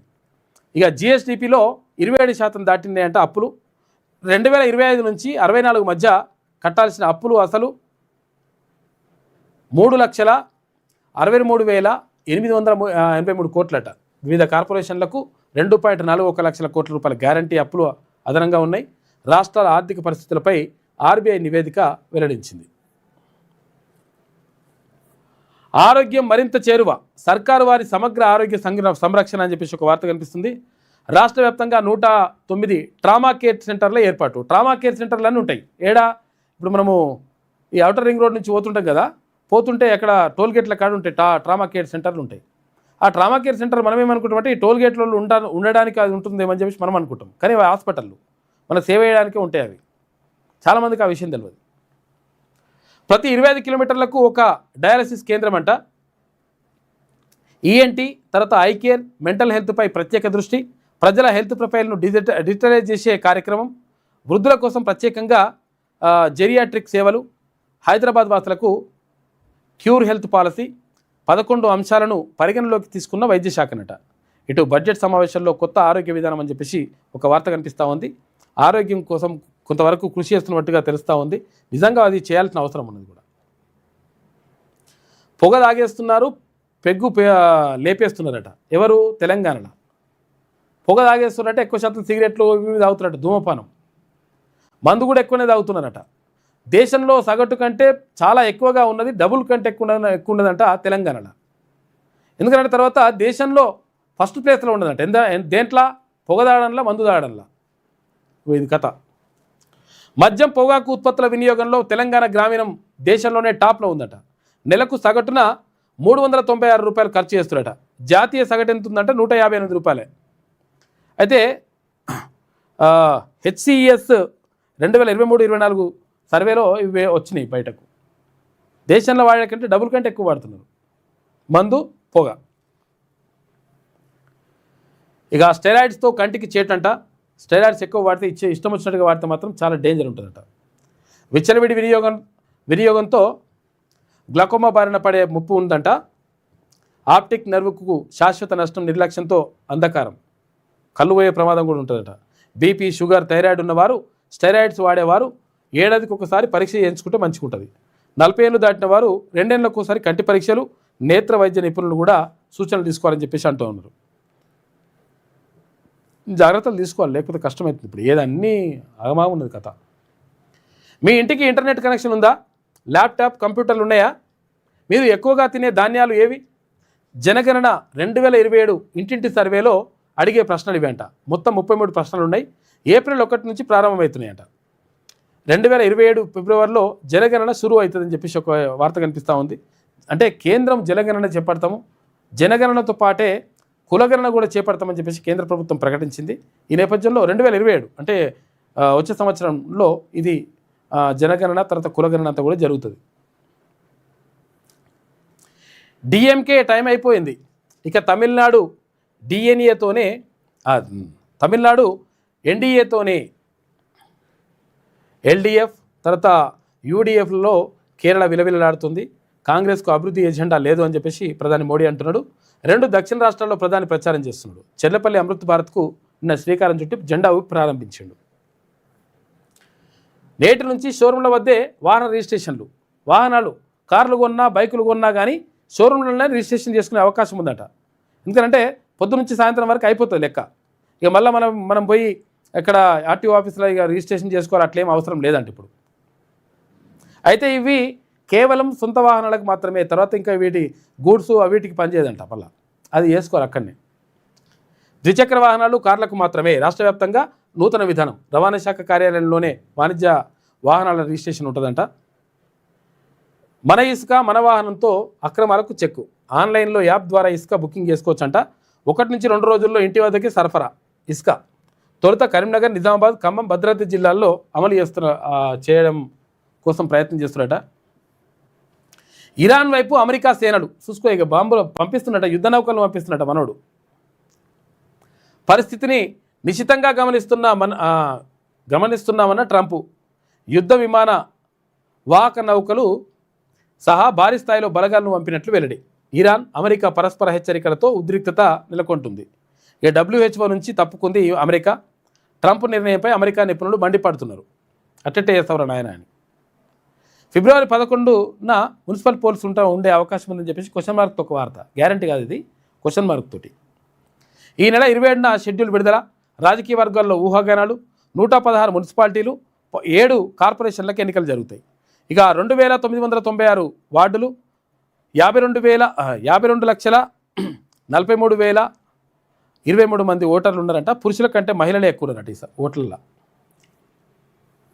ఇది ఆంధ్రజ్యోతిలో ఉన్నటువంటి ప్రధాన కథనాలు. అయితే ఒకసారి శనార్థి తెలంగాణ చూద్దాం. అమెరికా, ఇరాన్ మధ్య యుద్ధ మేఘాలు. ఇరాన్ దిశగా పెద్ద సంఖ్యలో అమెరికా యుద్ధ నౌకలు పంపిస్తుందంట.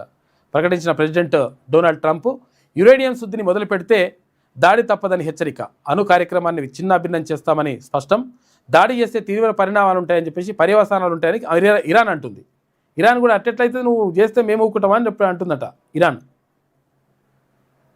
తమ వేలు ట్రిగ్గర్ పైనే ఉందని వార్నింగ్. ఆందోళనలో ప్రపంచ దేశాలు. వీళ్ళ మీద బాంబు వేసుకుంటే ఎవరికి నష్టం అయితే పక్కలకు కూడా నష్టం అవుతుందని చెప్పేసి భయపడుతున్నారట. ఇక తెలంగాణ రాజ్యాధికార పార్టీలోకి చేరికల జోరు. వనపర్తి నుంచి విజయ్ యాదవ్ ఆధ్వర్యంలో భారీ చేరికలు. మహబూబ్నగర్ జిల్లా హన్వాడ మండలంకు చెందినటువంటి వివిధ పార్టీల నాయకులు జాయిన్ అయ్యారు. కండువాలు కప్పి పార్టీలకు ఆహ్వానించిండు తీన్మార్ మల్లన్న. రాజ్యాధికారం కోసం బీసీలంతా ఏకం కావాలి, పార్టీ బలోపేతం కోసం కృషి చేయాలని సూచన. కత్తెర గుర్తును ప్రజల్లోకి తీసుకెళ్లాలని పిలుపునిచ్చిండు ఎమ్మెల్సీ తీన్మార్ మల్లన్న, తెలంగాణ రాజ్యాధికార పార్టీ అధ్యక్షుడు. నిన్న చేరినరు. తెలంగాణ రాజకీయ తెరపైకి బీసీలకు ఆశల పల్లకి అయినటువంటి తెలంగాణ రాజ్యాధికార పార్టీలోకి చేరికల జోరు కొనసాగుతుంది. పార్టీ సిద్ధాంతాలు, ఆశయాలకు ఆకర్షితులైనటువంటి రాష్ట్ర వ్యాప్తంగా వివిధ పార్టీల నుంచి కీలక నేతలు, కార్యకర్తలు పెద్ద ఎత్తున టీఆర్పీ తీర్థం పుచ్చుకుంటున్నారు. బడుగు బలహీన వర్గాలకు రాజ్యాధికారమే లక్ష్యంగా సాగుతున్న పార్టీలో భాగస్వామ్యం అయ్యేందుకు ప్రజలు స్వచ్ఛందంగా ముందుకొస్తుండడంతో పార్టీ శ్రేణుల్లో నూతనోత్సాహం నెలకొంది. ఈ చేరికల వెల్లువతో రాష్ట్ర రాజకీయాల్లో టీఆర్పీ ఒక బలమైన ప్రత్యామ్నాయ శక్తిగా ఎదుగుతుందని చెప్పేసి ఒక వార్త కనిపిస్తూ ఉంది. చాలా అన్ని జిల్లాల్లో కూడా చేరికల పరంపర కొనసాగుతుంది. మున్సిపల్ ఎన్నికల్లో సత్తా చాటుతాం. కరీంనగర్ జిల్లాలో కార్పొరేషన్ 3 మున్సిపాలిటీల్లో టీఆర్పీ పోటీలో ఉంటుంది. ప్రధాన పార్టీ నాయకులు మాకు టచ్లో ఉన్నారు. 3 పార్టీల అభ్యర్థులను చిత్తుగా ఓడిస్తామని చెప్పేసి తెలంగాణ రాజ్యాధికార పార్టీ రాష్ట్ర కార్యదర్శి అఖిల్ పాషా అంటున్నాడు. మొత్తం మీద అన్ని మున్సిపాలిటీల్లో కూడా పోటీ చేస్తూ ఉన్నది తెలంగాణ రాజ్యాధికార పార్టీ. ఎవరైనా ఆశావాహులు ఉంటే తీన్మర్మలను సంప్రదించవచ్చు. ఇక బిఎస్ఎన్ఎల్ నెట్వర్క్కు శ్రద్ధాంజలి. బిఎస్ఎన్ఎల్ మొబైల్ నెట్వర్క్పై కర్ణాటకలోని ప్రజలు ఆగ్రహం వ్యక్తం చేశారు. నెట్వర్క్ సమస్యలపై పట్టించుకొని అధికారులు చూసుకో. ఎందుకనంటే వీళ్ళు ప్రైవేటు కంపెనీలు ఉంటాయి కదా, ప్రైవేటు ఈ టెలికాం కంపెనీలు ఉంటాయి కదా, వాటితోటి పైసలు తీసుకుంటారు వీళ్ళు. ఎవరు అధికారులు. ఈ అధికారులను తీసుకొచ్చి మొత్తం పడవేటాలి, వాళ్ళని పడవేటి తొక్కాలి. ఒక్కొక్కడు ఎవరన్నా ఇటువంటి నాశనం చేసినోడిని. ప్రభుత్వ రంగ సంస్థను నాశనం చేసి ప్రైవేటు సంస్థల దగ్గర పైసలు తీసుకొని ఇవి టవర్లు రాకుండా, సిగ్నల్ రాకుండా, సర్వీస్ సరిగా ఉండకుండా ఇటువంటి ప్రయత్నాలు చేస్తున్నారు కొంతమంది లంగలు, వేస్ట్ ఫెలోస్.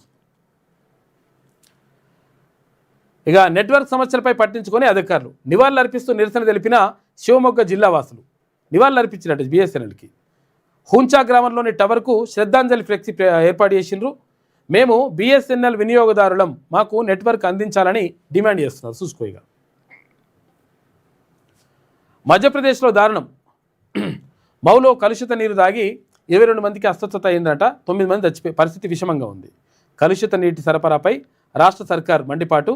2 అధికారులను సస్పెండ్ చేసినట. సమగ్ర విచారణకు ఆదేశం. నీరు చాలా మంచిగా ఉంటే ప్రాణం పోస్తుంది, మంచిగా లేకపోతే ప్రాణం కూడా తీస్తుంది.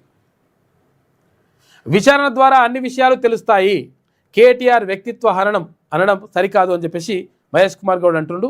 సిట్కు ప్రభుత్వం స్వేచ్ఛనివ్వడం లేదు, ట్యాపింగ్ కేసులో కొండను తవ్వి ఎరకను కూడా పట్టలేకపోతున్నారని చెప్పేసి బండి సంజయ్ అంటున్నాడు.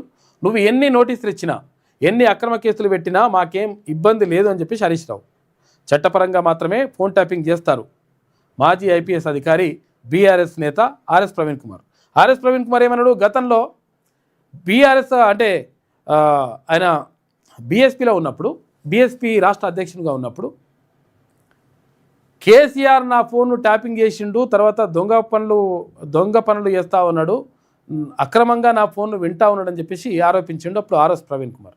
ఇప్పుడు బీఆర్ఎస్లో పోయిన తర్వాత లేదు చట్టపరంగానే చేస్తారు, అట్లే తప్పేమున్నది, దొంగలే చేస్తారు, దేశద్రోహులే చేస్తారు ఫోన్ ట్యాపింగ్ అని చెప్పేసి ఇప్పుడు చెప్తా ఉన్నాడు. ఇటు మోడీ వర్సెస్ స్టాలిన్ ట్విట్టర్ వేదికగా ఎన్డీఏ ఇండియా కూటమి మధ్య వార్ నడుస్తూ ఉంది. ఇక ఎన్డీఏ వెంటే తమిళనాడు అని చెప్పేసి మోడీ అంటున్నాడు. ఎన్డీఏను తమిళనాడు ఎప్పటికీ ఆదరించదు, ముందు 3,458 కోట్ల నిధులు ఎప్పుడు ఇస్తారో చెప్పండి, తమిళనాడు గవర్నరే ఓ బీజేపీ ఏజెంట్ అని చెప్పి స్టాలిన్ అంటున్నాడు. స్టాలిన్ బాధ్యతారాహిత్యమైన వ్యాఖ్యలు అని చెప్పి సరికాదని చెప్పేసి బీజేపీ అంటుంది. ఇక రూపీ వాల్యూ డమాల్ మళ్ళీ పడిపోయిందట. ఏది డాలర్తో రూపాయి విలువ, మారక విలువ ఆల్ టైం కనిష్టానికి రూపాయి విలువ రోజు పెరుగుతూ ఉంది, పడిపోతూ ఉంది రూపాయి విలువ. డాలర్తో పోల్చితే 91 రూపాయల 99 పైసలు అంట, అంటే 92 రూపాయలకు వచ్చింది, 100 రూపాయలకు వస్తాడు, దగ్గరనే ఉన్నది. ఇక చెరిన రూపీ వాల్యూ, రూపీని తీవ్రంగా ప్రభావితం చేస్తున్న అంతర్జాతీయ పరిణామాలని చెప్పేసి ఒక వార్త కనిపిస్తూ ఉంది. ఇక మావోయిస్టు పార్టీకి మరో ఎదురుదెబ్బ, 9 మంది కీలక మావోయిస్టు నేతలు లొంగిపోయినట. ఛత్తీస్గఢ్లో పోలీసుల ఎదుట లొంగిపోయిన మావోలు, ఆ మావోలపై 47 లక్షల రూపాయల రివార్డు ఉందంట. జనజీవన స్రవంతిలోకి రావాలని ఎస్పీ పిలుపునిస్తూ ఉన్నారు. బీఆర్ఎస్కు ఎన్ని విరాళాలు ఇచ్చారు, ఇన్ని విరాళాలు ఎలా వచ్చినాయి, ఎలక్ట్రోడ్ బాండ్ల గురించి చెప్పండి, 8,000 ఫోన్లు ఎందుకు ట్యాప్ చేశారు, అప్పట్లో రేవంత్ రెడ్డి ఫోన్ ట్యాప్ చేశారా, ప్రైవేట్ ఛానల్ ఎండి ఖాతా నుంచి బీఆర్ఎస్ పార్టీ అకౌంట్లోకి డబ్బులు ఎందుకు వచ్చినాయి, సిగ్నల్ యాప్ను ఎందుకు ఉపయోగించిండ్రు, ఆ యాప్ ద్వారా ప్రణీత్ తర్వాత ప్రభాకర్ రావు రాధాకిషన్ రావులతో ఎందుకు మాట్లాడారు, ఇజ్రాయెల్ నుంచి ట్యాపింగ్ సాఫ్ట్వేర్ ఎవరు తెప్పించారు, సిరిసిల్ల హెడ్ క్వార్టర్లో వార్ రూమ్ సంగతి ఏంది, నిన్న బీఆర్ఎస్ వర్కింగ్ ప్రెసిడెంట్ కేటీఆర్ను సుదీర్ఘంగా విచారించారు అధికారులు. కానీ ఆయన ఏం చెప్తున్నాడు, నేనే వాళ్ళని విచారించినట్టు చెప్తున్నాడు సిట్ అధికారులని. విచారణకు పూర్తి స్థాయిలో సహకరించా, ప్రతిపక్ష పార్టీగా తాము బాధ్యతతోనే ఉంటాం, విచారణ పేరుతో ఎన్నిసార్లు వేధించినా తట్టుకుంటాం, సీఎం రేవంత్ రెడ్డి బంధువర్గాల కుంభకోణాలు కప్పిపుచ్చుకునేందుకే ఈ నాటకాలు, సింగరేణి టెండర్లో కాంగ్రెస్ నేతలు అడ్డంగా దొరికారు, మాజీ మంత్రి హరీష్ రావు వారి బండారం అంతా బయటపెట్టేశారు, మంత్రి కుమారుడు గుండాగిరి చేశారు, అయినా ఇప్పటి వరకు పోలీసులు చర్యలు తీసుకోలేదు, మమ్ములను మాత్రం ట్యాంపింగ్ పేరుతో వేధిస్తున్నారు బీఆర్ఎస్ కార్యనిర్వాహక అధ్యక్షుడు కేటీ రామారావు అంటున్నాడు.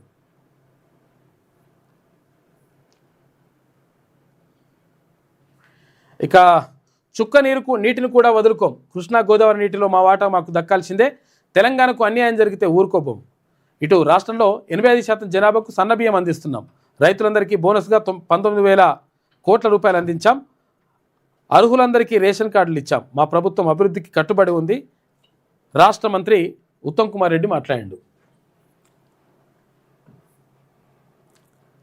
ఇక బీఆర్ఎస్కు ఇన్ని విరాళాలు ఎట్లొచ్చినాయని చెప్పేసి అడిగిరట సిట్ అధికారులు. మావోయిస్టు పార్టీకి మరో ఎదురుదెబ్బ. ఇక తెలంగాణ రాజ్యాధికార పార్టీలోకి చేరికల పరంపర కొనసాగుతూ ఉంది. ఇక అమెరికా ఇరాన్ మధ్య యుద్ధమేఘాలు కమ్ముకున్నాయి, నేను బాంబేస్తా అంటే నేను బాంబేస్తా అని చెప్పేసి ఒకరికొకరు అనుకుంటున్నారు. ఇది శనార్థి తెలంగాణలో ఉన్నటువంటి ప్రధాన కథనాలు. అయితే ఒకసారి ఈ నమస్తే తెలంగాణ చూద్దాం. టీ హబ్ నిర్వీర్యానికి కుట్ర, 65,000 చదరపు అడుగుల స్థలం సబ్ రిజిస్ట్రార్ ఆఫీస్కు ఇస్తురట, స్టార్టప్ సంకల్పానికి కాంగ్రెస్ సర్కార్ తూట్లు పడుస్తుందని ఒక వార్త వేసింది. ఎల్ఐసితో 3 ముక్కలాట, సంస్థ విచ్ఛిన్నానికి వడివడిగా కేంద్రం అడుగులేస్తుంది, కార్యకలాపాల సౌలభ్యం కోసమేనంటూ సాకులు చెప్తుందట. రూపాయి ఎంత అయింది, డాలర్తో రూపాయి మారక విలువ 92 రూపాయలు అయిందట లెక్క. 92 రూపాయలు పెడితే ఒక డాలర్ వస్తుంది.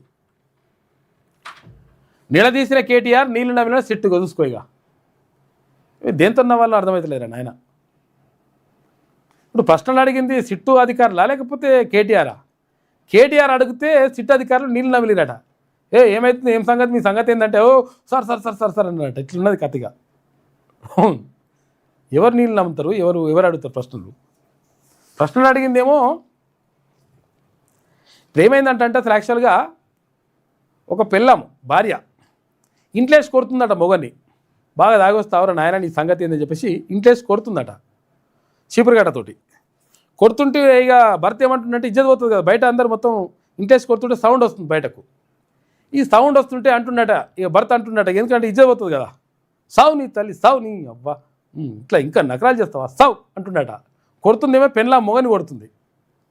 పెన్లా మొగని కొడుతుంటే మొగడిగా మరి ఇజ్జత్ పోతుంది కదా, బయట డోర్ పెట్టి కొడుతుంది అనమాట, గొలెం పెట్టి కొడుతుంటే సావు నీ తల్లి నీ సంగతి చెప్తా నీ అట్లా అని తిడుతుండట. అంటే ఇప్పుడు ఇట్లనే ఉన్నది. సిట్ అధికారులు కేటీ రామారావుని ప్రశ్నించిందని చెప్పేసి వార్తలు వస్తే అసలు అందుకు విచారణకు వాళ్ళు పిలిస్తే నేనే విచారించిన సిట్ అధికారులు కంగు తిన్నారు, నీళ్లు నమిలేరని చెప్తున్నాడు. ఇక ఇట్లా కథలు ఉంటాయి చూసుకోరిగా. కేటీఆర్ ప్రశ్నలతో విచారణ అధికారులు ఉక్కిరిబిక్కిరయ్యారు చూసుకోయిగా. బీఆర్ఎస్ నేతలు సొంత మంత్రుల ఫోన్లకు రేవంత్ ప్రభుత్వం ఫోన్ ట్యాపింగ్ చేయలేదా అని చెప్పి అడిగినట్ట చూసుకోయిగా. ఈయననే అడుగుతున్నాడా ఫోన్ ట్యాపింగ్ చేసినట్టు, లేదు సార్ సార్ సార్ ప్లీజ్ అన్నట్టుగా ఇట్లా. మరి సిట్ అధికారులు ఇప్పుడైనా చూసుకోరు మరి, ఎందుకంటే మీ ఇజ్జత్ తీస్తున్నాడు ఆయన. నిజంగా మరి ఇజ్జత్ తీసినట్టే ఉంటారా, మరి ఏం చేస్తారో చూడరు. మరి వ్యక్తిత్వ హననానికి పాల్పడడం మీ ఉద్దేశమా? టీవీ సీరియల్లా ఎన్నాళ్ళు విచారణ జరుపుతారు? మాకు ఇచ్చిన వాళ్ళే కాంగ్రెస్ బీజేపీ టీడీపీలకు ఎలక్ట్రోల్ బాండ్లు ఇచ్చిండ్రు, వారి సంగతి ఏంది? ఆ పార్టీ వాళ్ళు కూడా ఫోన్ ట్యాపింగ్ చేసినట్టేనా? సిట్ అధికారులను సూటిగా ప్రశ్నించిండట కేటీఆర్. హీరోయిన్ల ఫోన్లు ట్యాప్ కాలేదన్న అధికారులు ఇక బీఆర్ఎస్ సోషల్ మీడియా బాధ్యులు ఎవరని చెప్పేసి ఆరాధిస్తున్నట. మొత్తం మీద సిట్ అధికారులు నీళ్లు నమిలేరని చెప్పేసి చెప్తున్నాడు కేటీఆర్. చూసుకోయిగా నీళ్లు నమలాల్సింది ఎవరంటే సిట్ అధికారులు ప్రశ్నిస్తే ఈయన నీళ్లు నమలాలి. ఆ నీళ్ళు ఏందో నమలు ఏందో మరి తెలియదుగా. 7 గంటల పాటు విచారణ. ఎవరు? కేటీఆర్ సిట్ అధికారులను విచారించినట్టుగా రాసుకొచ్చింది ఇవి. సింగరేణిలో మరో కుంభకోణం, 540 కోట్ల రూపాయల సోలార్ స్కామ్ అని చెప్పేసి ఇక్కడ ఎవరు హరీష్ రావు అంటుడు, మాజీ మంత్రి.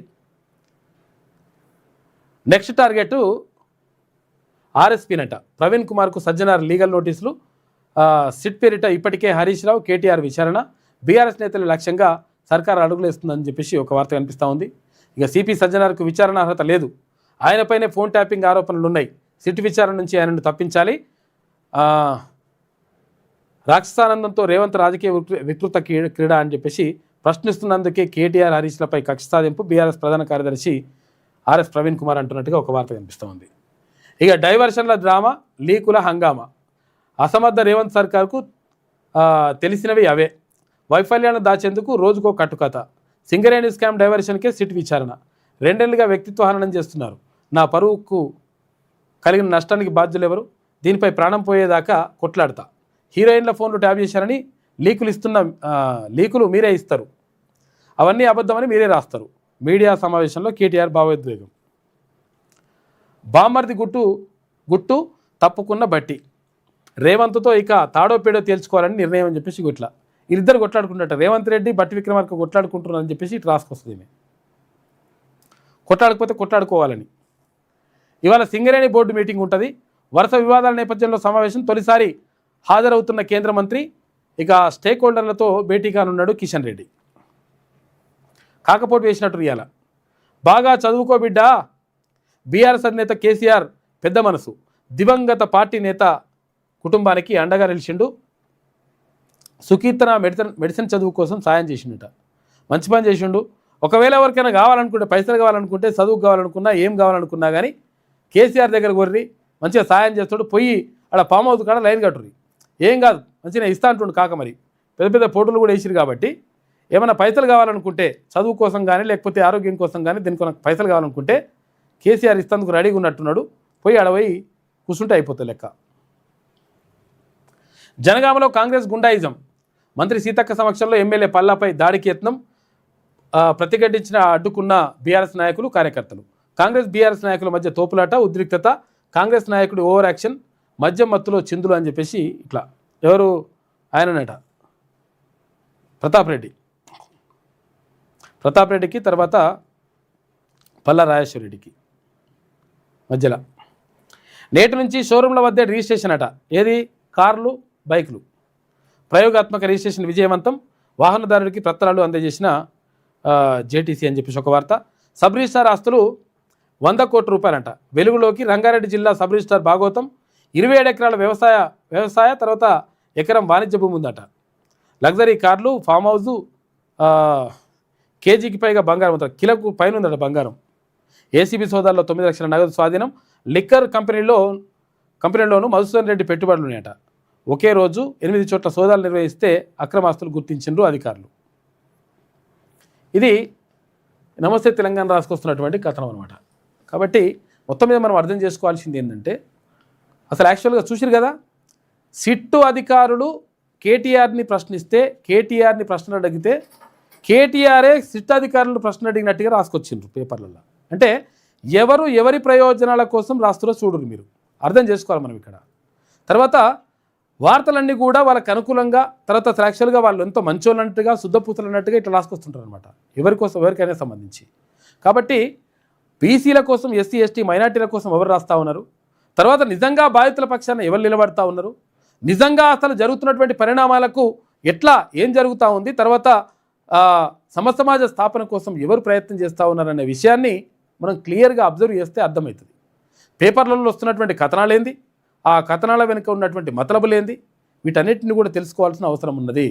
తర్వాత ఇప్పుడు మున్సిపల్ ఎన్నికలు వస్తున్నాయి కాబట్టి మున్సిపల్ ఎన్నికల్లో క్లియర్గా ఎవరికి టికెట్లు ఇస్తూ ఉన్నాయి పార్టీలు, ఆ పార్టీలో టికెట్లు ఇస్తే ఒకవేళ మనలోకి టికెట్లు ఇవ్వకపోతే మనం ఎవరికి ఓటేయాలనే విషయం కూడా క్లియర్గా నిర్ణయం తీసుకుంటే లెక్క తేలిపోతుంది. పేపర్లకు సంబంధించి